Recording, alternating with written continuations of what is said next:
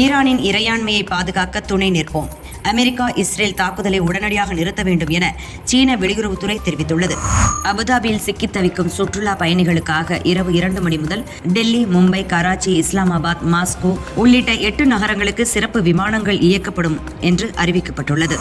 Iran மீது அமெரிக்க விமானங்கள் குண்டு வீசி தாக்குதல் நடத்துவதற்கு வசதியாக ஸ்பெயின் நாட்டில் உள்ள ரோட்டா மற்றும் மோரோன் விமான தளங்களை பயன்படுத்த அமெரிக்கா கோரிக்கை விடுத்ததற்கு ஸ்பெயின் மறுப்பு தெரிவித்தது. பின்னர் ஜெர்மனியில் தரையிறக்கப்பட்டது.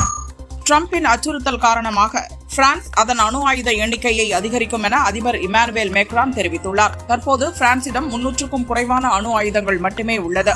டெல்லி சென்ற அதிமுக பொதுச் செயலாளர் பழனிசாமி மத்திய உள்துறை அமைச்சர் அமித்ஷாவை சந்தித்து பேசினார். விவாகரத்து வழக்கு தாக்கல் செய்த சங்கீதா மீது தாவேகா தொண்டர்கள் சமூக வலைதளங்களில் விமர்சிப்பதை கண்டிக்காமல் விஜய் மௌனம் காப்பது கண்டனத்திற்குரியது என மாதர் சங்கம் தெரிவித்துள்ளது.